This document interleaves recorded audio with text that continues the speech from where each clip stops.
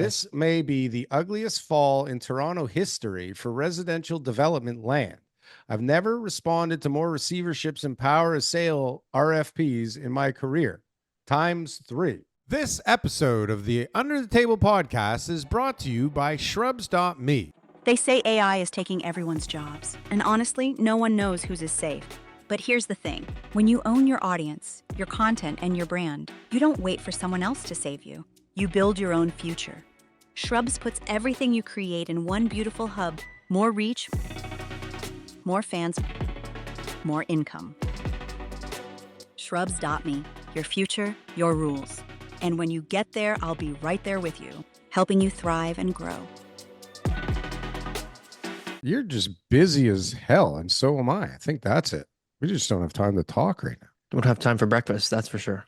Don't have time for breakfast. We don't have time for breakfast. But next week, I think we'll have time for breakfast. I will make the sacrifices I need to make.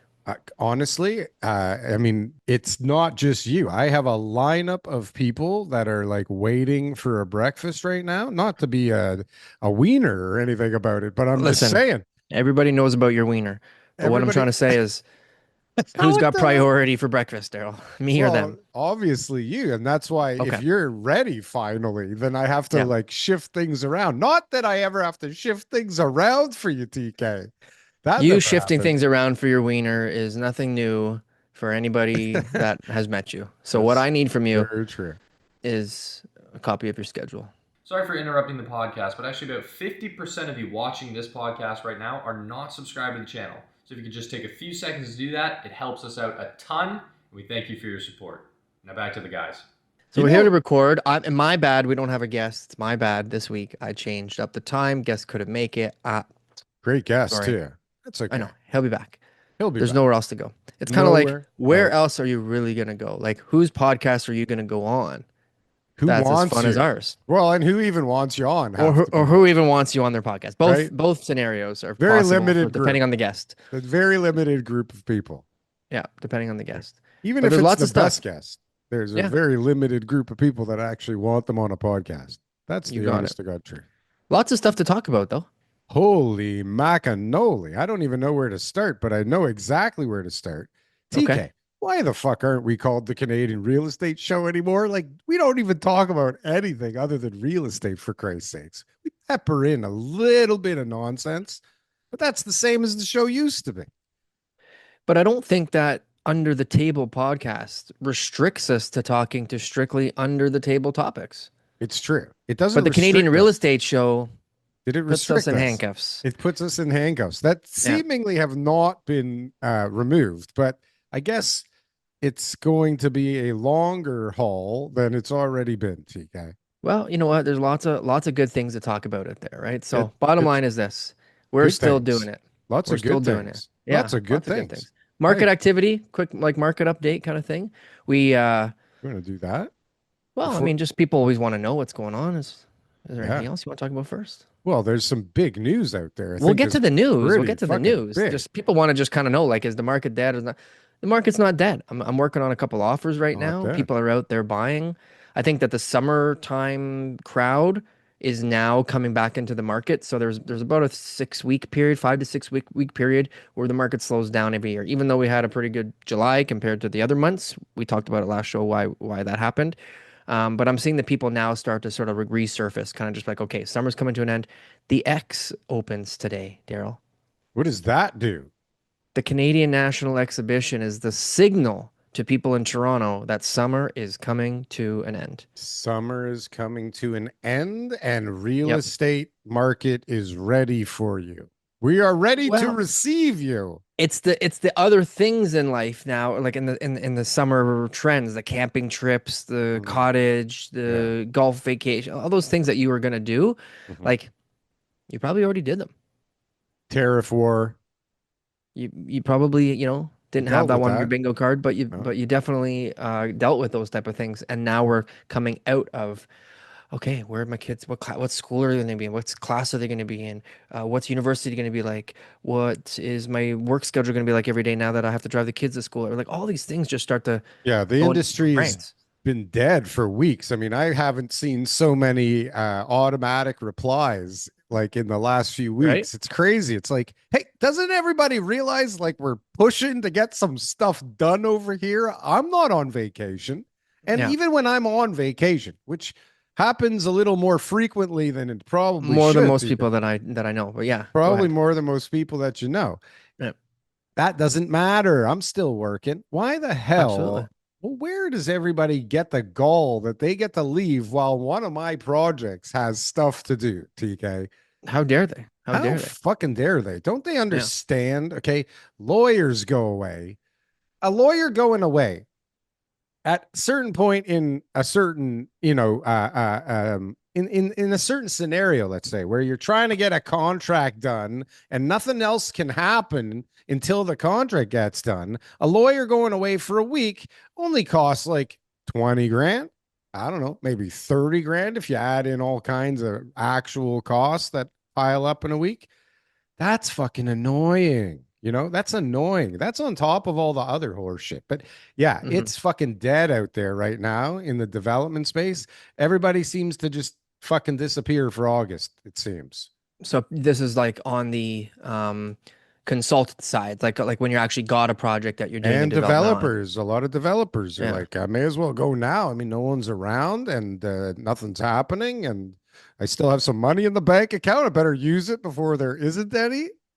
Well, you look at you look at construction jobs in the month of July, we lose 22,000 of them, No right? way. Which is like half of the jobs that we lost. Well, Where do they come from? Where were those jobs? yeah.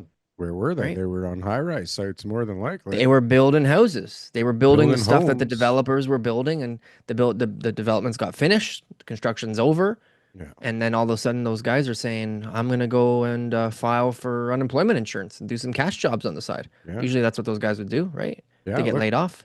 the manager's been hearing for probably weeks or months, like, where are we going next, boss? What's going Slow on down, next? guys. Slow Uh, down. Stop nailing so many Everybody, nails. hey, it's 5:01. What the fuck you doing? We gotta stretch this thing out, guys. Let's Right? go. Yeah, for sure. That's the reality of it. That's the reality of it. So, Has to be. I yeah. mean, yeah, everything is pretty fucked right now, and I mean, this is why we're seeing stuff like the big news. I think. Can we talk about the big news of the day? Okay. What's the big one?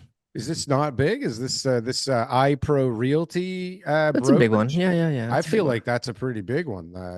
Misuse Sure. of or miss $10 million management. missing from the trust account's a big deal. I mean, the whole Wow. point of RICO, the Real Estate Council of Ontario, to manage trust accounts, and this is something that like obviously didn't always happen, where trust accounts before didn't exist, and then once they they weren't audited as well, and now they're audited and there's insurance and all that kind of stuff basically to protect the consumer. So when you put your deposit in a real estate brokerage trust account, you know it's safe. That's the point. You think it's safe? Well, that's the theory behind it, right? It's Just supposed like to be safe. you're going into a trust account that is monitored and regulated and audited and insured, and don't worry, you're gonna buy that house that you dreamed of buying. But what happens is you started to get all these brokerages that came about, and I'm not pointing out iPro or anything or bashing them in any way, but bottom line is they are a low fee structure. That's what they are. Oh, geez, really? They say to their agents, not whatever their agents offer their clients, I have no idea, but they say to their agents, you will not pay us very much money at all. Join our brokerage. So they were able to get 2,400 agents, which is a massive brokerage. 17 locations, right? Okay, it's a 17 massive offices. brokerage That's to a have big brokerage. 2,400. I The think issue, so. though, with that type of model is you got to be able to pay the bills. And if you got 17 locations or however many they are, they got to be able to afford to pay for admin staff there and Yeah. rent and fixtures and all this stuff that they got. Like the More and overhead more. cost is too high. And that model, those two things just don't work. Well, where it's you're not not collecting any money from your agents, but yet you're putting out a bunch of money every single month. it's not too high if everybody is adding to the pool more than just like the shitty fees that they used as the loss leader at the beginning, right? Sure. Right. But So let's look at the numbers. 76% of agents sold zero houses last year.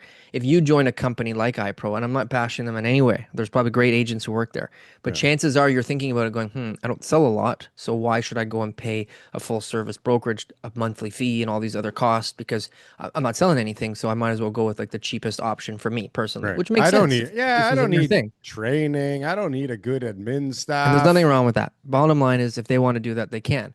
Mm-hmm. But what happens then is the 2,400 agents that you got aren't very productive. Mm-hmm. So yeah, when or the market changes, they're productive enough as things are going up and everybody's selling everything. And, it's not 76% didn't sell anything last year. It's like 20% didn't sell anything last year. But the swing, especially for these shitty places, I can say it, TK. This place must have been a shitty place because it's one of those, it's like a 1% commissions if you come here, and there's no desk fees, and we don't do anything for you, but that's okay because you don't want anything from us. It's like one of those kind of places, right? well, I'm not saying nothing, but what I'm saying is, But for 23 years, it worked. Or they've been pulling this accounting scheme for 23 years. It could be both. Whatever happened, there's probably a lot of great people there. There's money missing in the trust account. And so when the audit happened, which I don't know how often an audit happens, but when you got thousands of brokerages like that, probably maybe over 2,000, 3,000, I don't know. That's a lot of brokerages for Rico to basically be auditing all the time. So they're obviously not. No. So it means that when they finally did a full audit through their accounting, there was $10 million missing. And our Rico insurance covers up to $200,000 for an individual deposit and only up to $4 million for a claim, a total claim. And so if there's 10 million missing, that means there's a bunch of people who bought iPro Realty's listings whose deposits may be in jeopardy, or the commission, most likely the commission would be the first thing to be an issue. But again, I don't know all the details of all the accounting. For those agents might be at risk as well too. That commission may not be there anymore for them to collect. So let's kind of dig into this a little bit. Okay. So you got this brokerage with all these people, and like how many people do you think, TK, at the brokerage have to be part of this in order for it to be able to happen? Right? Like one. No, it can't just be one. Okay. One. How is it possible that it's one? Okay, you don't a company. I'm not saying it is or it's not. I'm just saying how many need to be. No, how many need to be? Only one. No. The person who controls it. No, that's naive, TK. It's more. I'm just saying. Only one person needs to be, because they can mislead everybody else. A company of this size has to have some form of accountant or controller or bookkeeper, or maybe even department. You're naive. You're giving them too much credit. No, this is all how it needs to be is one guy. A lot of the times in the past, when they actually go through these things, and I've read the case studies from the 90s and more recently, there's been a few, but mostly from the 90s, and lawyers trust accounts too. It's the main person. Lawyers I'm not saying it isn't this accounts. person. I'm not saying it's the same person. I'm not saying, but it's the main guy who's got. I'm not saying it's not the main guy who's behind the whole thing, but somebody had to go. There's $10 million missing. Right, Darryl. You know your paycheck that you get every week. Every Friday. You like that paycheck? You like that paycheck? That's a good paycheck, right? Good. Yeah. Good. Well, listen, all right, good. I'll see you on Monday. Okay. Somebody went to Rico that was on the inside that knew that something was up, because like you said, Rico's busy counting the fees they bring in every month, and they have to maintain their bookkeeping on that. That's a full-time job, I'm sure. Rico's fees aren't like that. You're thinking about Treb. Treb is the money. Treb's a whole other thing. Well, listen, Rico is out there pretending like they do this, and now they found something. They're going to make a big public stink out of it, because makes sense. It makes sense, right? And it's unfortunate that it's right now, but what's the chances that iPro Realty just started doing this, right? And it got so bad so quick that they had to take $10 million right away. Listen, I always give people the benefit of the doubt. Even nobody else noticed. When we're doing those fraud cases, when people are scamming others for investments and all that kind of stuff too. Like, I always look at it like the person started off with good intentions. They had a few good investments. They had a few good runs. They made some good deals. And then they started living the luxury lifestyle. And in order to keep up with that lifestyle, that's your scenario. A lot of them are like, okay, I know a lot about how money works, and I'm going to pull a scheme here. No, it's not. That 10 million, I guarantee you, is gone. It's never somewhere else. Oops. They never we've recovered the money.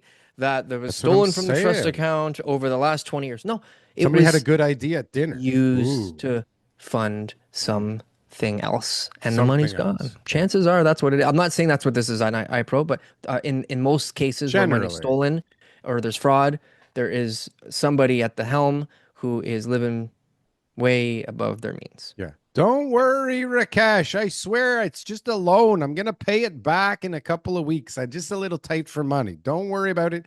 Just put it into shareholders' advances and we'll talk about it next quarter. Okay, Rakesh?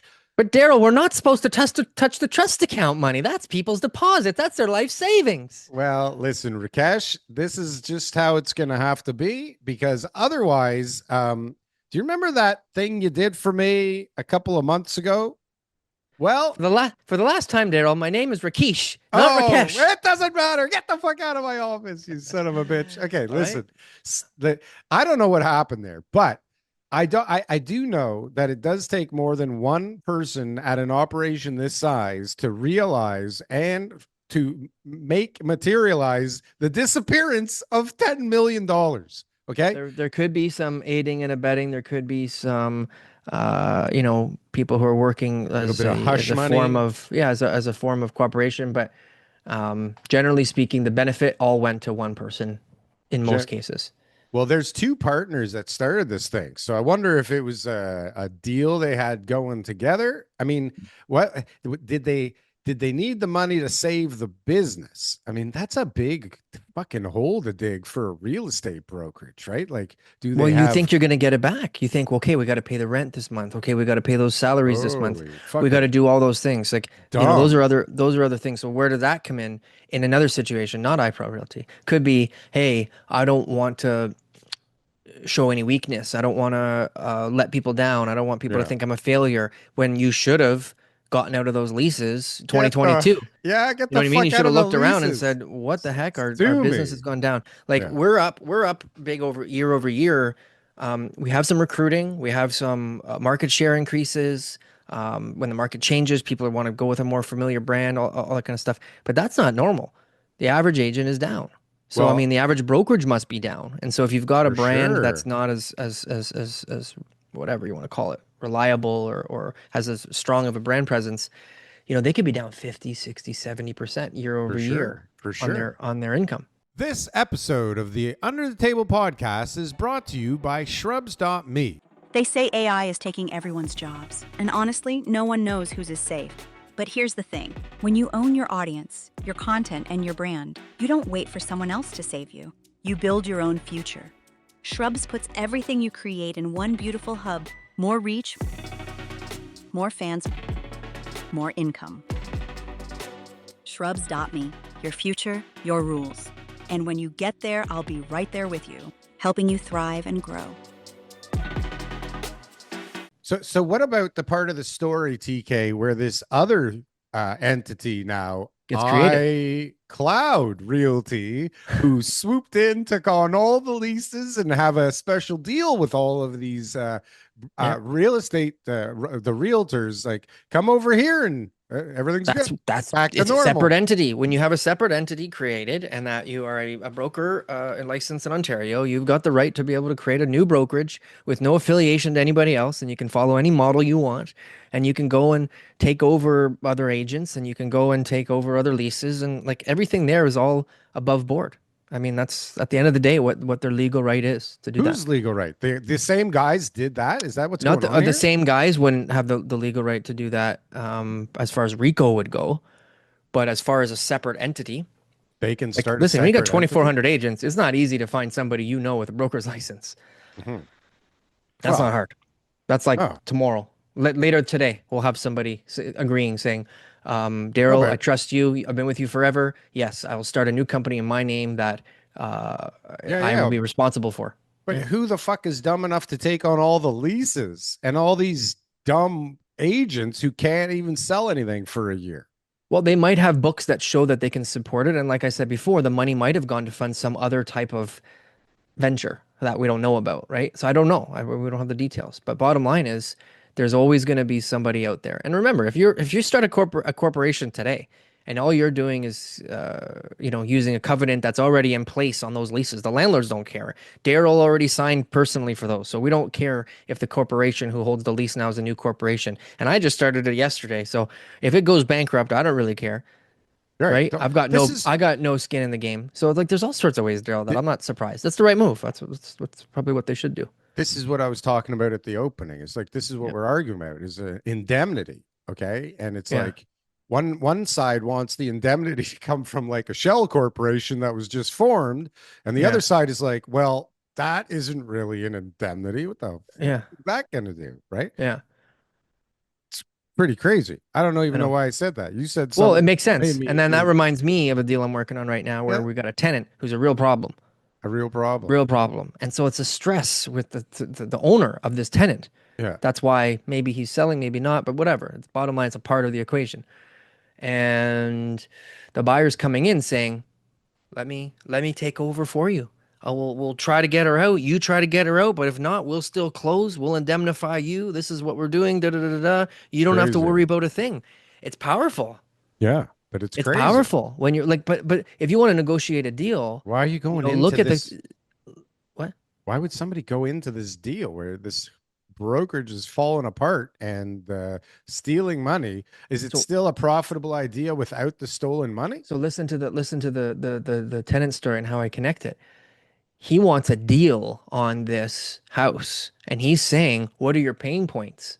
Figure out what the seller's pain points. It could be closing. It could be renting it back to them for a couple months, a year. Like, find the pain point so that you can get a good deal because you're solving their problem. And that guy who signed that contract, he came in and he signed a good deal. I guarantee it. Right. He said, "Oh, sure. Yeah, I'll bail you guys all out. Yeah, sure. No problem. So what is my share of the profits? All I got to do is use my name and I got no personal covenants in the deal whatsoever. Okay, that's a good deal. Yeah. How much do I get paid every month? I bet you he signed a sweet deal." I don't know. Why not? Why would he? Why else would he sign that deal? I guess he must think he signed a sweet deal. But again, you just inherited a shit show. Did you though? You inherited leases that again would already have some sort of personal covenant. Maybe not. Maybe they've been there long enough. The landlord's like, "Hey, sure, no problem. New numbered company is the tenant." It sounds all very airy fairy to me. Okay, well, listen. Anyways, get ready for more of these. Sorry, get ready for more. Well, this is where brokerages to fall. Not only brokerages. Market. So, okay, here. So that's a perfect segue. We go into other things like we've talked about in the past where rendering companies, marketing companies are all shuttering their doors or slashing the staff. And of course they are because why wouldn't they? There's no business. So now we have this other big news where Altus Group, Altus Group? Yeah, data. Altus Group, one of the biggest data companies in the construction and real estate, land development industry on the planet. They're crucial. Yep. Very big. I don't know why they're so crucial, why they're so big. They should have government funding. Well, they probably have some kind of government deals, but I don't know. Like the stuff they put out is horseshit, to be quite honest with you. At least from my perspective, a lot of the time it's like old, it's antiquated, and they're not very adaptable. But regardless, they do have they help us. Apparently a giant fucking company because they were bringing in like $28 million of revenue a year for consulting services, which is I feel like I would never have guessed that number if you would ask me how much revenue does Altus bring in. It would not have been anywhere close to that. But the problem is like everything else attached to this industry, except for Frank Leo and Associates, of course, is down 70% or 30% or 40% or something enough crazy. To hurt. Enough to fucking be painful, right? Enough to be painful. And so they're out there looking now, or they're weighing their options. Apparently they're doing some kind of analysis to see if it makes sense to be acquired or merged with somebody else, or I don't know what else there could be, but those two things generally don't come from positions of strength, especially when you know what's going on. I mean, for God's sakes, they must clearly be in some kind of trouble. How could they not be, right? Yeah. So I mean, Their overhead is all based on those fees, those consulting fees, and that they're not getting that from the real estate boards. So it means that they've obviously got a lot of private developers consulting with them on various projects. And when construction's down, housing starts are down, those Well, are the big companies that will fall. Yeah. not only that, I mean, if I'm any part of the sampling sides, I know that for me, forget about whether I would use them or not, but for that service, that is, you used to just get those guys to give you the reports because the market was going crazy. It didn't matter. You knew it'd be more later, you know. Yeah. Now it's like you look at them and why would you get it now? Things are going to be so different in a few months with prices of construction, prices of labor, interest rates. Like nobody has a fucking clue now. Why hire these guys right now, especially if you're not even moving the damn thing forward, right? Most guys, if they're moving a project forward, they're moving the zoning forward so that they can get some kind of a lift on the land, hopefully, to keep the ball rolling. Otherwise, it's like, I don't want to know what the construction costs are today if I'm not building for a year, because I guarantee you construction costs in a year are way lower than they are today, right? Way lower. Like, would you say 22,000 people were laid off out of 41,000? Okay, like 20 to 22,000 of the lost jobs in July were in construction. Yeah. Yeah, and I think the total loss was like 41,000. 41. Yeah. Right? So it's like, holy shit. And that's like just ramping up because if you still look around downtown, it seems like there's a lot of construction going on still. Right? Yeah, we haven't, yeah, like everything else, right? Like the mortgage deferral cliff is the first one. This one, the mortgage renewal crisis, that's the one that we're in right now. It's Renewal not crisis? necessarily, yeah, it's not necessarily like a time, right? It's a 5-year period.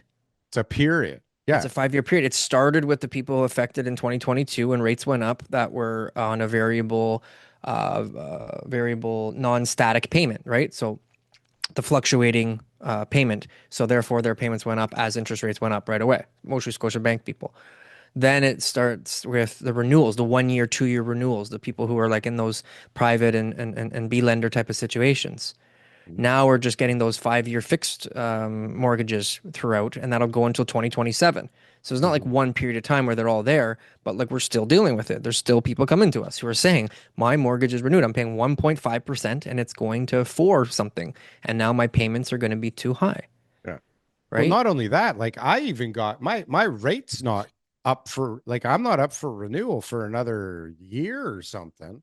And I just got a notice from my lender that like your property taxes went up. We have to take more money from you every month now, right? Yeah. And we have to take a little extra for the kitty so that we have a reserve. And it's like, son of a bitch, like you motherfuckers, why can you just do that? I hate these goddamn part of the mortgage terms. The mortgage terms are so unfavorable to the people. It's unfucking believable. I got a power sale notice client. So they came to us last week. They are, I don't know how much I can say. They are in the industry. They're very knowledgeable people, but they're at a certain age where they're no longer able to work, but very knowledgeable. And they got their notice. They got the writ of possession signed. So it's like they've already gone through the statement of claim process. They didn't file a defense. They went to the lender went to the courts to get a writ of possession. It's just waiting to be served. So they're coming to us now to say, can you sell? And the house needs lots of work. And they're very unrealistic in price because they want to be able to be saved. They want to be able to have all of their mistakes just get wiped out by the market. And it's a sad situation, but I'm explaining to this person, like, you're not the only person that I'm dealing with on this right now. I have multiple people right now who are getting their houses taken by the bank. And it's like any day now, they're just going to be removed from their properties. I have lenders I'm working with that are already in possession of properties. I have secondary lenders trying to get possession of the property from the first mortgagee because they both took in power of sale, and now the second mortgagee is trying to exercise their rights so that they can still get some money back out of the deal. Like, it's just like nonstop power sales. And we're saving people from power sales, meaning that we're selling it before, we're giving them money, we're paying off the lenders, we're whatever it is we're doing, we're making sure it doesn't go power sale. And that's just what like we're seeing. So if I'm seeing that, there's got to be other people doing the same thing. It's not just my clients like that. And then the stats don't come out saying this went power sale and that went power sale because we're selling it before. So there's way more power sales than anybody knows about right now. There's Way, way, way, way more. a Then lot there's more people who manage it people. themselves, who sell and keep it quiet and then, do the right thing. But So that's not that common. there's a lot of people that are in a position to be about to be in power of a sale, right? Or Yeah. that, right? They're a Like, couple months behind and they're getting the letters and yeah, they're going, sell. you Let's don't go. necessarily hear about those, especially if they're dealing with creative guys like you and Frank, right?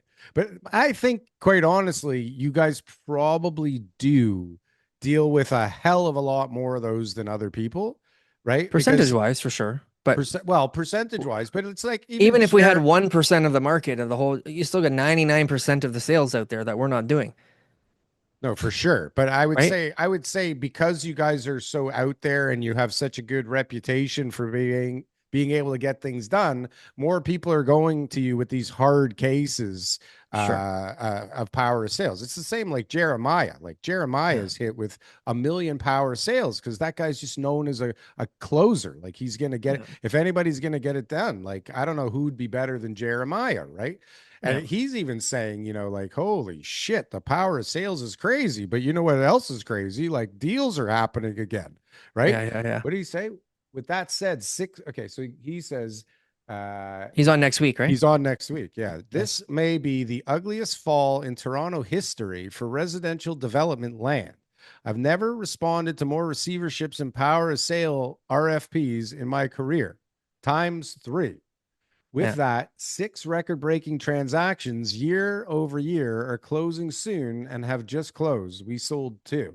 The only words that matter this year for development land buyers year: location, size.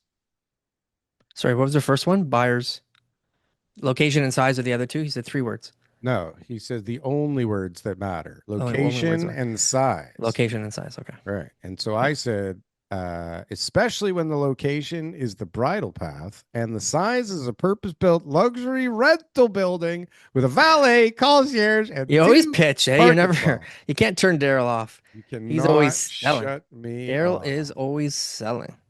So another topic right now, if I can choose, because it seems like you're directing everything today, if you don't mind. Right. I remember doing that opening boots on the ground segment of mine. Yes, go ahead. Good. We agree.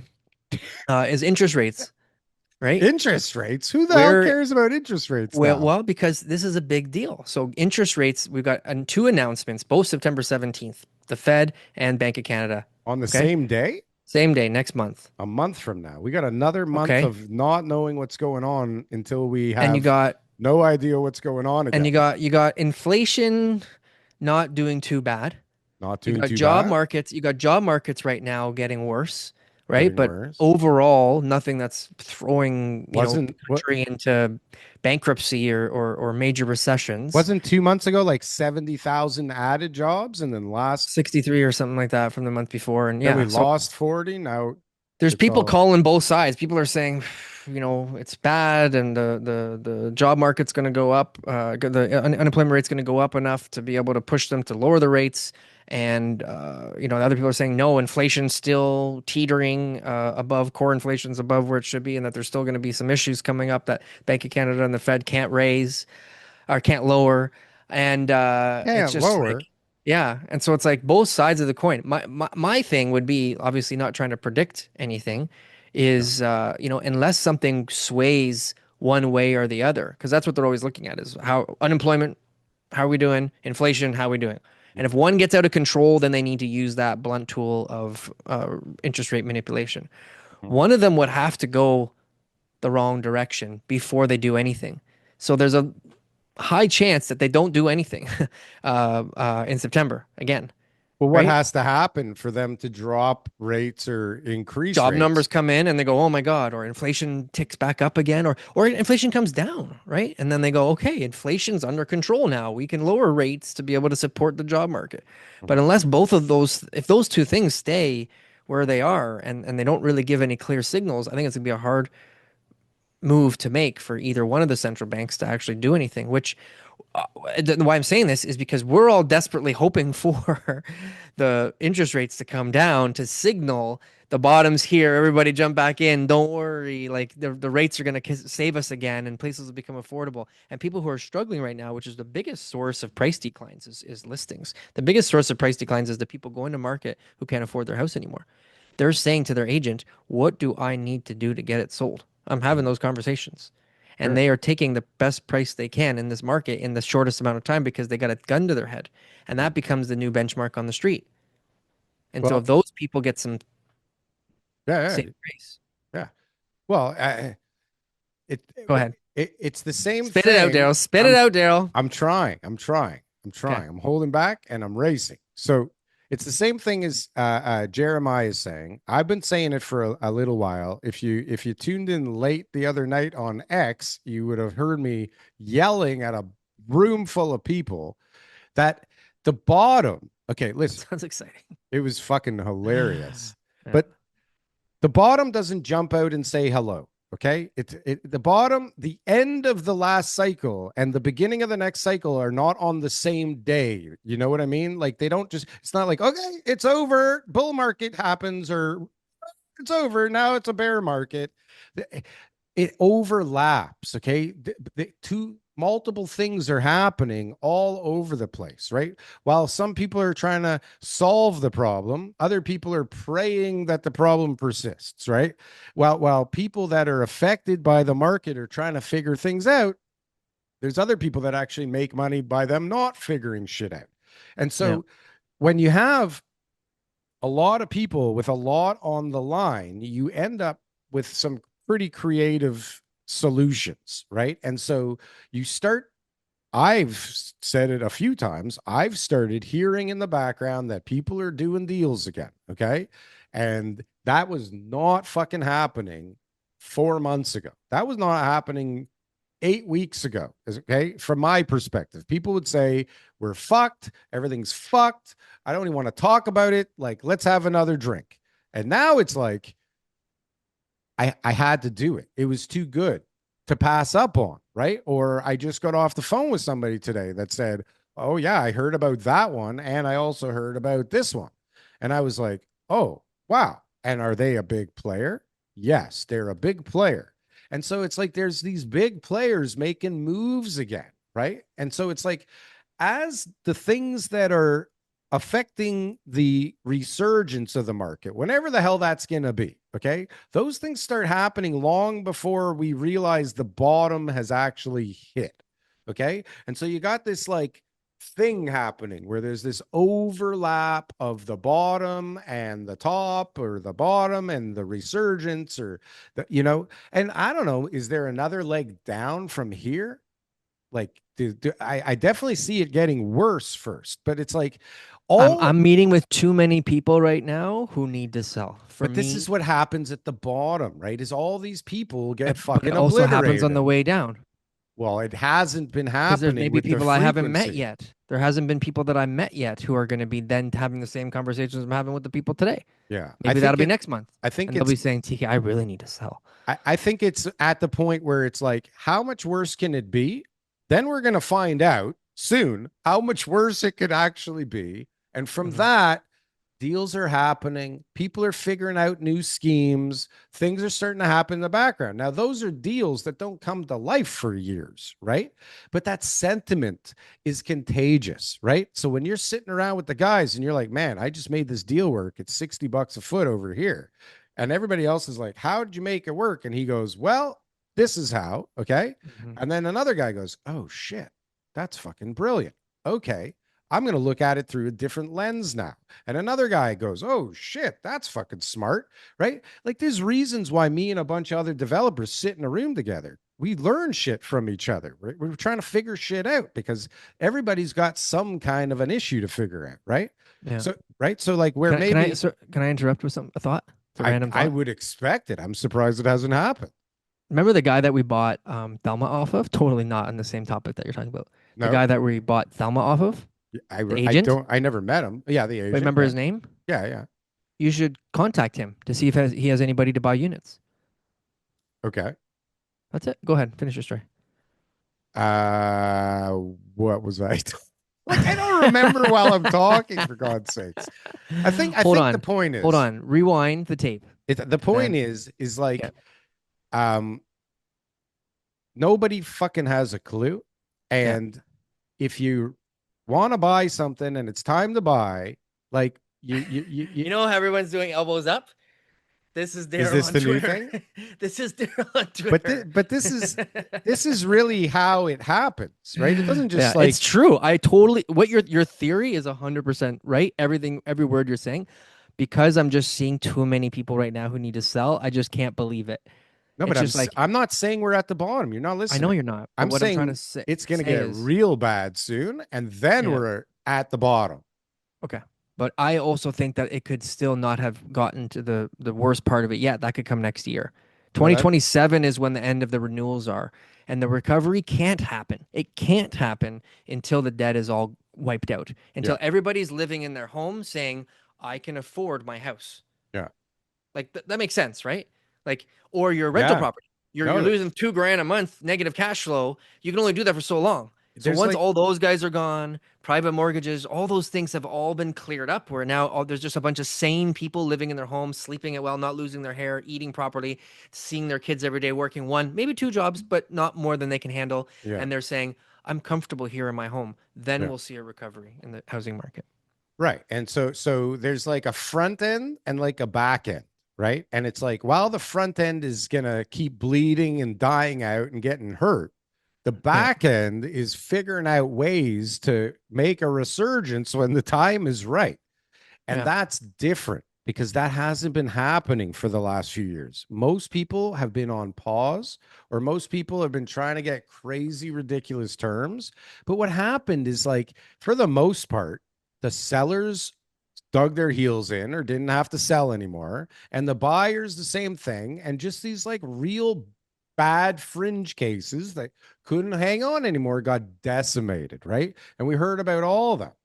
And a lot of people just figured out how to keep going. And a lot of people will still get hurt in the next little bit. But like everybody that gets hurt, like what happens is like when somebody gets hurt, somebody else just fucking won, right? Somebody else won big. So for a land to go into receivership and for somebody to get it to the price where it's a win for the other guy now that Mhm. guy's got like a sentiment shift in his back. He's got a win now, right? And everybody he knows is like, holy shit, that guy just got something in the middle of the city for $60 a foot. Well, maybe I can do that, right? Maybe Yeah. I can do that. And I'm not saying it's next year. I don't know when the fuck it's going to be. I just So know that. this is true, and so there'll be guys now. I made an offer 2 days ago on a multiplex. Okay, I'm not saying I'm going to buy it. I'm not saying I'm going to get it. I'm just saying like if there's opportunities that present themselves, I'm okay to buy while the market's going down.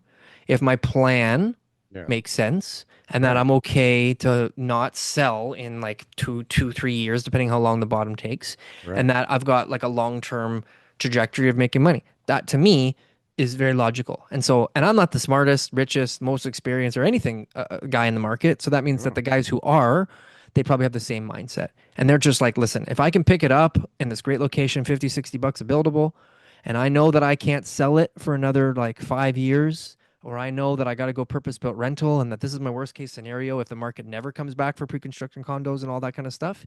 I'm sure they've done the math and they said, I'm okay to weather the storm well, because I'm at least doing something and my money's going into something. And if I'm right or if the market gets better sooner, then I'm going to look like a genius. But bottom line is if I'm wrong and the market absolutely tanks and everything goes horribly in every single way, I will be able to weather the storm. And those guys can buy right now. well, and if you go back to the days when we were buying Thelma, for example, I would Yeah. talk a lot about when the market, because everybody thought I was crazy, right? Because the market was Of falling course. apart right For then. townhouses, yeah. Well, for everything, everybody thought I was crazy just to buy If the whole something. plan, but if the whole plan had been put in place in front of people that you had, I don't think that many people would have thought you were A lot crazy. of people still thought I was crazy. Well, I Well, think you had a great plan that no one knew about, and that's why you did well. um, right. And so what was the point? The craziness of buying at a time when everyone said no. Well, so if you go back, part of the thesis that I work with is that even in a down market, okay? So first of all, you're not buying something at market value. You're buying something because you think it's a reduced value, right? But you have built in equity. well, you just think that you Yeah. okay, like if I bought it for 30% less than the market value at the time, then I feel like I have a 30% cushion. But I Yes. also have the fact that like I have an assembly that's put together, and that adds value than, just having one house. And then when you put an application in and you get some zoning, right? Or even some Yeah. feedback, like these things push the value up. So even if you have these market forces pushing you down, first, you already have the purchase price discount that you have to come down. And then you have whatever the hell this is doing up. Like maybe Yeah. end up even, which is not great, but it's like better than losing I money, get it. right? I get it. And you Yeah. end up in a point in time where you look out from the cave and it looks okay. There's no Yeah. radiation anymore, right? You can go Yeah. outside and you can The maybe deal sell the deal something. that we're putting the offer in right now, my terms were, um, I want to see an appraisal. I want to know what the property is going to appraise for to figure out how A, we're going to finance it, and B, what that appraiser is going to be using in order to appraise the property to determine how we're going to exit. Mm-hmm. And so my risk is $1,500 for an appraisal. And trusting that appraisal. Like it's not Well, like when the but the market's on the way up but the and you're appraisal, I'm not talking about the appraisal for what the price is I'm going to pay or what the price is of anything else. I just want to know what right now is going to be deemed the value because the bank's going to use that appraisal. This is the bank's appraiser. And then when they go to refinance me for me to get the money back, it's going to be the same appraiser right. because Well, you want to that's who the see bank's. how they're viewing your property. Exactly. And you ask the appraiser and you say, hey, well, if we did this and that, what would you do? If we had this much income, what would you do? And you basically feel them out. And so then now my risk is $1,500. And so if the appraisal comes back and it doesn't do what I need it to do in order for this deal to work, it just doesn't work. Mhm. Well, And and if it this does, then I'm going to say, hey, this is my strategy. yeah. Today, I'm going to buy it at this price. This is how much going to finance it. Here's my money. There's my IRR. There's my timeline on being able to get it fixed. Yeah. Here's what I'm going to cash out for. Yeah. And if all that works, then I got a deal. And I don't care if the market goes down in the next few years because we're not selling it. Yeah, real deal makers and real estate guys. I don't think that they just stopped looking at deals the last 4 years. Like everybody's been looking, but I do Yeah. think like there was a period where even I was like, I'm not even fucking looking at anything because I already have a lot going on. I Yeah. don't think I'm that lucky that I'm gonna get another great thing going on. And I don't even know what's going on with anything. So I don't think now is the right time to even look because the problem is especially if a lot of developers Your deals are no, but different. it's like I'm a deal junkie, TK. Guys But like but your me, but your deals right now, yes, they're right? different. I get it, The but risk like the risk factor is a I lot can higher. find another one tomorrow, TK, and get all fucking excited about it. And then I gotta find more money and do all this Yeah. shit again. And like it's there's a lot going on because the market's so fucked, right? If the market was rip roaring, it'd be like, can I have 10 million? Okay. Can I have 10 million? Okay. Can I like right? It wouldn't even matter. But now it's like, can I borrow $1 million? It's like, well, I gotta see blah, blah, blah, blah, blah, blah, and I'm gonna need you to sign this, and I need the Yeah. keys to your car and whatever the fuck, right? Yeah. It's very difficult now, and so guys didn't stop looking, but now I feel like there's like a different comfort level, right? Like it's like Yeah. we're in this zone where like you really should be able to make numbers make sense again if you're forward thinking enough. And part of the problem is like the old way of thinking, and maybe it's not a problem. Like you base it on today's pricing. You base it on today's construction costs, today's sale pricing, today's land costs, and it's like you don't add in anything for appreciation and you don't deduct anything because you think things are going to get cheaper, right? And so I don't Mm-hmm. know if that's a good thing or a bad thing, but I think you need to kind of be a dreamer and an optimist. And I think that sentiment, that comfort behind you makes you go, I can make this fucking deal work. I can put Yeah. this thing together. Like, don't you know who I am? I can put this thing together. And Just it's like like, it just has to be like this it's is my worst case dangerous. scenario. This is what it is. And as long as I'm okay for it to get there, right? Which the guys right now, it's purpose-built rentals. Everybody, Like, all right, everything. our returns are going to be garbage, but we're going to build a building. We're going to do something. And are you a real estate agent and you're looking to make a change anywhere in Ontario? Guess what? We're hiring. Franklin Associates, #1 team in the GTA for all REMAX teams, #1 team for all teams from all companies for number of units sold throughout Toronto. So if you're looking to make a change, best decision I ever made was to join Franklin Associates. Go to jointeamleo.com and we can set up a call. So here, let's talk about immigration. So, because this is a rental replacement. So right now, based on 2025, there's going to be a temporary population decline of temporary resident reduction. So the people, temporary residents, there'll be 445,000 less of them in 2025. Okay. And then you're going to have 445,000 less in 2026, and then an increase of 17,000 in 2027. So the temporary residents are coming out of the market. Okay. So they're factoring in, they're saying they're capping it at 5% of the total population for temporary residents, which includes foreign workers, international students, because obviously that was like insane. You've got the permanent residence number is going to be starting to come down. So they're going to focus on the refugees and economic regional needs and all that kind of stuff. And you got everybody saying we're building more rental units than ever on top of that. I know. So that we'll tie this all in. So that there's going to be 105,000 less permanent residents in 2025. They're going to focus on people already here too. So that's going to be 40% of the permanent residents are already in Canada. So you're not adding to the population, but 105,000 less of them. And that's going to help with the economy and people who are staying here. And economic classes, 62% will be based on debt economic classes, 24% for family uphold, stuff like that. And then for some reason, they're doing the LGBTQ, refugees, religious and ethnic minorities and stuff like that too. I guess those people need to have a share as well. And then the francophones, which again, totally not sure why they would do that, but I guess Quebec has to have their say. So they got 8.5% in 2025, 9.5% in 2026, and 10% in 2027.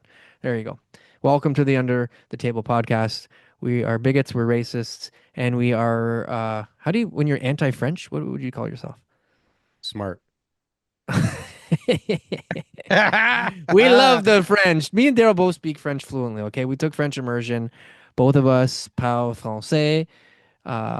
Nous sommes francophones, okay? Nous sommes pas francophone. But either way, so now you got less people coming. Je ne suis pas francophone. TK. So we got less people coming to the country, all right? We got less people coming to the country. And this is what the rental market has been sustained on for the last few years. Okay, hold on a second. This was a big part of the blow up on X the other night, okay? Because the guy goes to me, he goes, immigration is dead now. And I was like, what? Please define dead. What does immigration dead look like to you? He's like 250,000 a year. And I go, oh, that's dead, is it? Really? So what was the historical average before COVID for immigration per year in Canada? Right. Yeah. And if you remember, TK, when we started this show, which feels like 250K was a good number. 250K was like, whoa, what are they doing? No, I remember first it was like they were jumping up to 3 something and we were like, wow, that's a lot extra. And then like before people even came in, it was like, no, we're going to do 425. 1 million. Right. And they just kept going.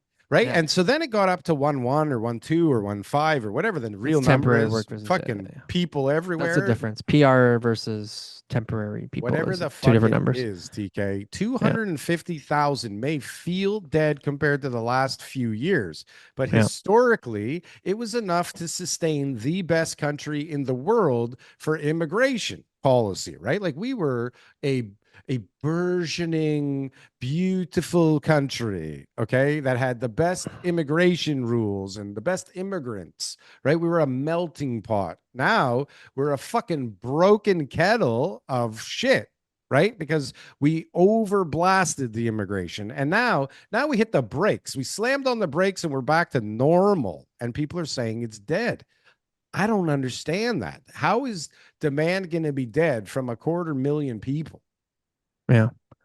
Well, I'm not saying it's dead either, but what I'm I'm saying not is that arguing with you in rents will particular. not. Okay, I mean that's a change. That's for Does it once. feel It's a first personal? for everything. God damn it. Um, it's the rental rate that these purpose-built rentals will be built at, and are there?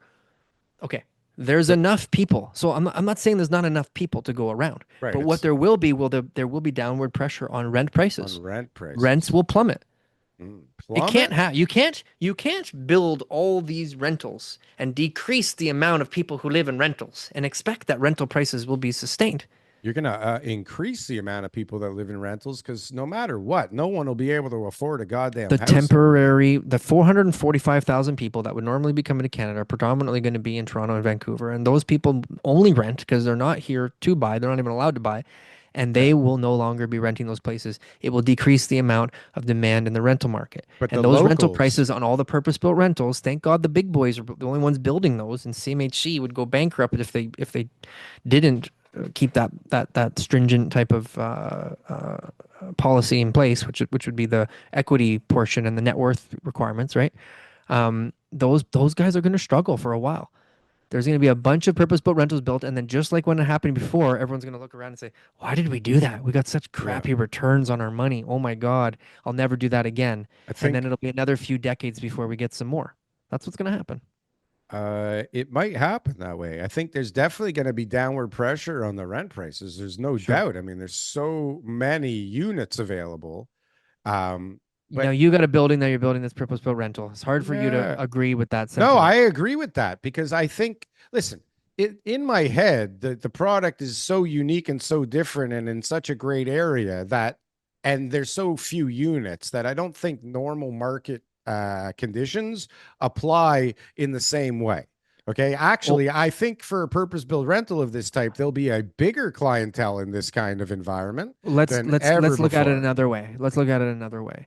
Is that the price that you paid for the land and your cost and everything like that will mean that you can afford, just like you were saying before, you can afford to take a little bit less rent and the projects still make money. Whereas in other sites, there's a ton of other sites where you look at that location, you look at that site, you look at the quality of the construction, you look at the unit size, you look at the makeup of the you know, demographics and everything like that, and it's like, who the hell would want to live there? Yeah. And Yeah. so they're going to be forced to be renting those out for cheap. I was talking to a guy who's got And a there's so many options I was talking to around someone there. in Winnipeg. I was talking to someone in Winnipeg, Where? downtown Winnipeg, Maine and Portage, Real if that makes person? sense to anybody. Yeah. Human. Okay, human. And he was telling me that Maine and Portage, it sounds about right. I've never been to Winnipeg, but there's a big building there, and this guy is a commercial multifamily expert, so he knows his stuff. It is 75% occupied. The 75% Young and Bloor of occupied. Winnipeg. The Young and Bloor of Winnipeg. That rental building is 75% occupied, and that's Ah, stabilized. Main and Portage. Got it. Now it makes That's the sense. stabilized occupancy. And so there will Stabilized 75%? stabilize is 75%. So we're not used to that in Toronto. And even he was saying like, oh, everything gets rented out in a week in Toronto. But like we need to start getting used to that there will be buildings Mm, that are going to have huge vacancies for a long huge. time. Whoa. I Okay. can't even imagine this. But it's true. Look It's at some of the true. locations that these buildings will have to be built in I that think maybe would have once been able to be pawned off to a bunch of unsuspecting investors buying a sheet of paper saying, I think 350 square feet is enough for a human being to live in. And now those purpose-built rentals will get built. I don't know the makeup of the unit sizes, but whatever they are, 500 square feet for a one bedroom, whatever the numbers are, mm, those units will sit vacant. There's going to be so many units that flood the market in a 2-year timeline. There's going to be tens of thousands of units that come online, yeah, and those investors, those funds, those institutions, those developers, whoever owns the building, you're will gonna have just to be have to have patient. patience. Patience. A lot of patience. Yeah, 100%. yeah, I definitely can see that. But I also could see a scenario where immigration ramps up more, the economy starts getting better, and that demand or the supply starts getting eaten up. And I also, quite truthfully, think that most of the projects that are being planned as purpose-built rental, a lot of them are going to slam the brakes on. A lot of them will not agreed. materialize, right? So, Can't materialize. Well, some can't, and The some fun, will say the money forget won't be it. there. Yeah, the Well, so, equity won't be there, and or that it's they not won't get their worth it, financing. or it But just became majority will be financing. majority will be because of financing. Majority will be because they are not able to secure the financing. And Sure. then there will be some that are able to secure the financing, but they're not willing to do what it takes because they're Well, like, we have better use of our funds. or you can get the financing, but you can't raise enough equity. Like who knows Sure, but what? that's okay. Or So that's money. That's the people who have the money, but that's what you're talking about. yeah, Will opt to not build, yeah. and that there will be a bunch of people who don't have the money Well, I could to support see it. like if you were like looking around at the map and you're going, okay, that guy's got a site, that guy's got a site right there, this guy's got a Yeah, site right here. We all like this is gonna be. I'm we're just not all gonna gonna do be it. completing in Yeah, 2031 fuck it. with, I can wait. $202.50 a square foot in rent, and it Yeah, doesn't make sense. or I'll Yeah. just wait because I have so much money, and it's like So don't instead of losing forget. 10 million on that project, I'll just support the debt on this site Yeah. for the next 10 years. Well, a lot of guys are Right? smart, and part of their formula has been, I'm going to make sure I only buy sites that have cash flow that cover themselves for fuck's sakes, and then I That don't too. give a Yep. shit, right? Yep. So if you got a site downtown that already covers itself and it's a Yeah. development play and it like doesn't make any fucking sense to move forward, these guys are just going to go fuck it. Like just Yeah. fuck it. I don't give a shit, right? But a lot of guys, and this is part of the problem, is that a lot of the guys that came on the scene are new, they're smaller, they're younger, they're dumber. They The were broker. they're broker Yeah. and they're doing it to keep the lights on. They're right. They're trying to get more fees going. It's all about fees. So yeah, I mean, let's go for another 3 more stories, and let's raise another $2 million, and we'll do it at $4 a foot. We're gonna get $4 a foot after this rental building. Right. That's what they're doing. That's what they're doing. And it's like That's what they're doing. when you They see are not. They're ignoring all the signs because they have no choice but to move forward. when you There see is a new there. architect and a new Yeah. planner on a site with this Yeah. whole new scheme, you know that Yeah. it's like the last guys know we Yeah. can't do this. And the Yeah. new guys are like, yeah, we'll try this. Why not? Right. And now Yeah. it's like, guys, okay, I got a plan. I know it doesn't look so good right now, but I think these guys are telling me I can get another 12 stories. I'm only going to go for 8. We're going to Yeah. settle for 6 and everything's going to be fine. Okay. And let me ask you a question here. Anybody raising money, is anybody not going to say it's the opportunity of a lifetime and that the returns are going to be better than anywhere else? Like who would put out a Sure. deck that says, "Hey, we may not get this return that we're promising, and there could be a lot of issues. In fact, we might even go bankrupt before this all happens and you lose everything." But, trust us. We don't really know for sure it's going to work, but we hope it's going to work, and we think that we got a good chance of making it happen. Who would Well, invest in that project? Well, you'd think. Well, again, I agree with you. Nobody. I understand what you're saying, but Yeah. honestly, I for Bayview equity raise. I'm Like not talking about your project. No, but Your I'm just projects are saying. good projects. No, I'm forget about invested that. myself. We've But how many guys? No, but we dumbed down the numbers like Okay. considerably so that Yeah. people would look at them and not go like, "This is Okay. fucking crazy." The right? Like, what are you 26% doing? return ones, I'm like, this is a scam. How are they going to tell me they're desperate for money? Right. Yeah. Why are they telling? Once they got up to 20, I was like skeptical. Right. Once I started seeing everyone doing 20, I was like, I really need to look into this before I even think it's a good deal. Once it went over 20, I was like, all right, guys. Right. And before tax IRR, I'm like, But I this don't is know. but this is what a lot of people are doing because they're scrambling, right? So okay, so you got these really smart fucking guys at the top who are loaded for generations already that can do whatever the hell that they want to do. Then you got the next group of smart guys that can definitely do a lot of stuff, but they can't do anything and just sit around for 40 years like those guys. Then you got this new group that came in that's a bunch of like hot shots and immigrants and who knows who just decided that they were going to be developers now that are like fucked up. They bought 5 sites. They raised money for all of them. They're Yeah. all downtown. They're ready to go back home to their home country if Scarborough. it doesn't work out. Well, maybe that's part of the You formula. know that. There's some right? Russian and Iranian guys who are got their plane tickets booked in a lot of places right now. I Yeah, guarantee. private jet, like ready, Yeah. fueled and ready to go. Yeah. No, but so, and then you have the guys that just never should have been in the market. Nobody has a clue how the fuck they got that deal put together, and they're Yeah. just done. Okay, they're Yeah. fucking gone. And Yeah. so, like, how does that all work itself out? Yeah. Time. time, right? But it's the same thing as the people who own any residential houses right now. They have too much debt. They shouldn't have bought that property in that location with the amount of equity that they have and the job that they have, and they will get wiped out, Darryl. This is the way it goes. Right. Nobody hangs on to the properties who are not supposed to hang on to the properties. And the people who make the most amount of money in any real estate market, in any real estate cycle, in the entire history of the world, are the people who hang on the longest.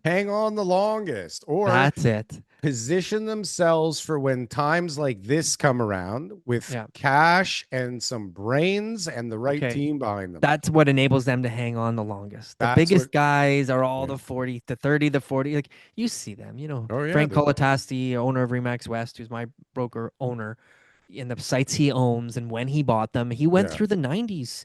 I think he had one power sale. I don't know if I can talk about it or not. No, I think our Butler office, he went power sales and he had to buy it back. You know what I mean? Like, this is what it is can you hang on to the road? Now he bought the neighbor and they're eventually that'll be a building. I don't know when, but eventually, whether it's him or not, somebody will build on that site. I worked with him on that.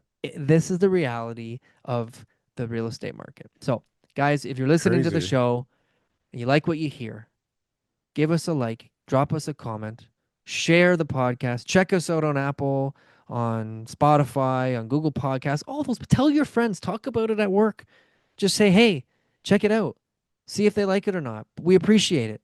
You can call us, you can talk to us, you can do all that kind of stuff too, but nothing makes us happier than you sharing the podcast with a friend. And your friend will be happy too.